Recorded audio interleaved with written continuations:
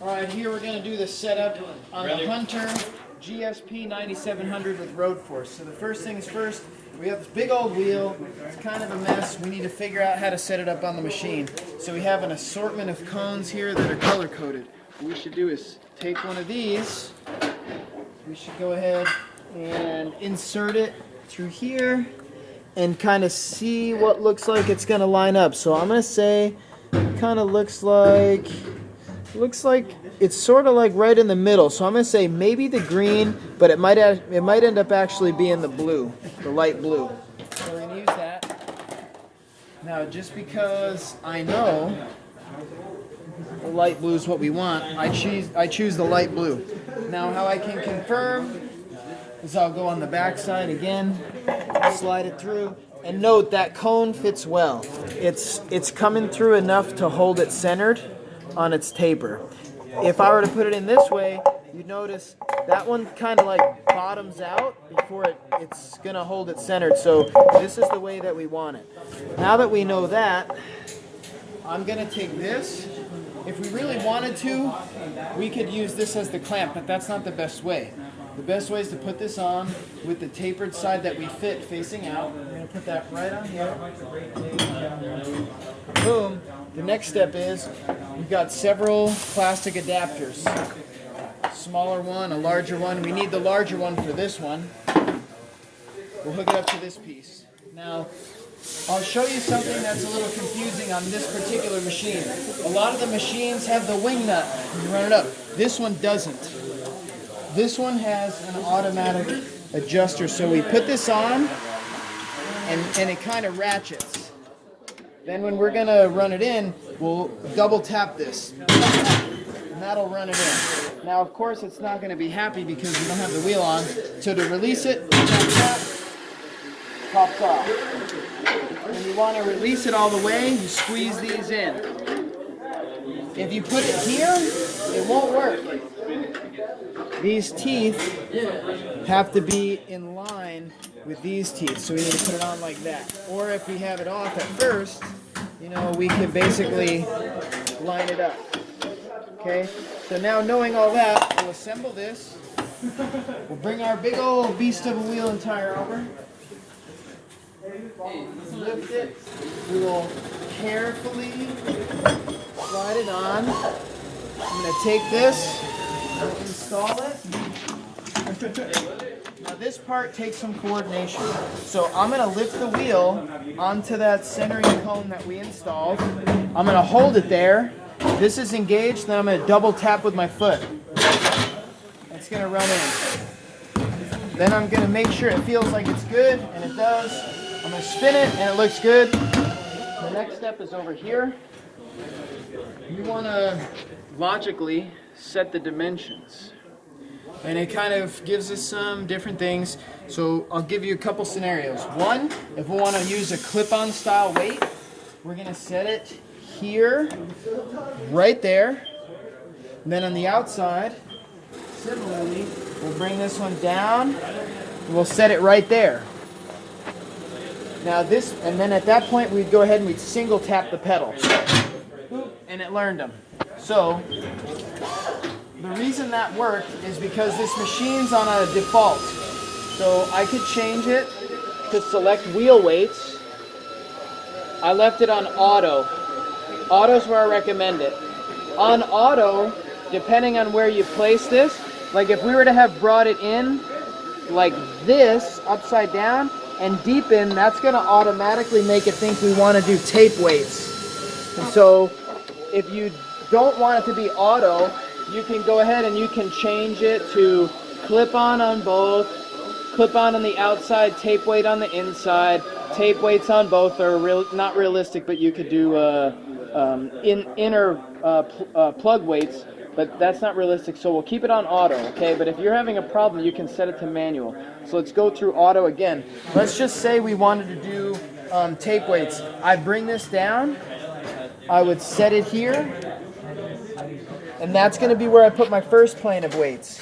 If I wanted to, I would bring it way inside, and that's where I put my second plane of weights. And you have to tell the machine that you want to do that. So to do that, you cancel we say go up again to set dimensions. When we set the dimensions, rather than do what we did here, we flip it over, we set it at the first point, and note, it automatically knows. So I would go ahead, on that point, I'd push the pedal, stop, and it says, okay, that's the first plane. Then I'd bring this into the second plane of where I want to put the weights. And I'm hitting the pedal with my foot, pop, and that's gonna set the next one.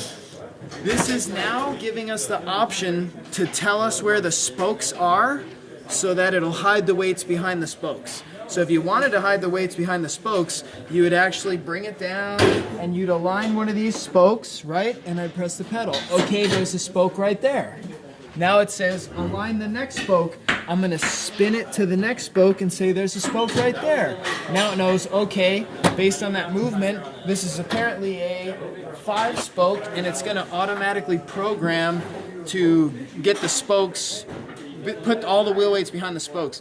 But we're not gonna do that in this case, so let's just jump out of here. We are going to, let's just say balance, but then I'm gonna actually exit, go back to set dimensions. What we're really gonna do is here, and here, and click with my foot, bang. So that's the basic setup of the dimensions. Now the next thing we want to consider is what do we want to do here? This knob is going to change that. Is it a P tire? Right, if I roll it, I can make it an LT tire. In this case, it's a passenger tire, so we leave it at passenger. Now note, we can have straight track. That's going to tell you how much it's going to pull left or right. We could turn straight track on or off. Right now it's off. We could also basically pull the roller off. If we pull the roller off the tire, it's not going to do a road force variation measurement. It's just going to be a balancer. We could roll it back on, set it to P tires with road force variation and straight track, and that's pretty much the most extensive we're going to do. From there, when we go ahead and we balance them, we could even program it to tag them. It's going to say the first wheel, tag it with the blue, the next wheel, tag it with a number 2 and 3 and 4, etc. And then we can, at the end, choose, do we want it to be the most smooth riding, or do we want it to pull the least? So there's a number of options, and that would come through right at the end. And so basically that's the setup of the machine. Once it's set up, right, we have the roller down, we're just going to drop it. Now it's going to be mad because it's asking if I set manufacturer tire spec. And in this case I did. Otherwise, what I would do is I would take this off, hook it up, it will set it. If you want to change what it sets it to, then you're going to go ahead and you can roll this button. So let's say we wanted to set it to 50. You go ahead and I'm going to roll it to 50. But you have to put in, you have to look up what it takes on the tire placard or what you wish to set it to. So in this one we looked up, it's 35. So I would hook this up. Once you hook it up, it's going to automatically set it. So let's just do it. Okay, now I may have to hold it, and at this point it's actually going to air it up. Okay, so just for this demonstration purpose, I'm going to turn it down just to save us a little time. Once it's 32, it lights up green. Okay, we're good. Now, just a fun fact, let me pretend like I'm going to try to turn it, and it's going to say, no, it's not even going to let us do it. It literally won't let us do it. It's just going to get mad at us.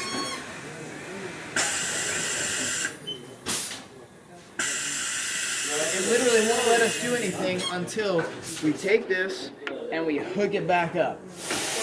Boom. Once we hook it back up, then it's going to actually allow us to. So we are good. We're going to skip that. In fact, it's a little angry. I guess we'll actually set the tire pressure. Fine. Didn't want to wait. Okay. So, happy. Okay. Good.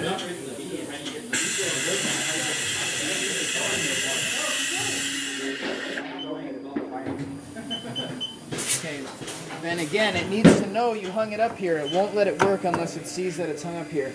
At this point, you're pretty much golden. The last real step is to drop the hood. It's going to do its thing.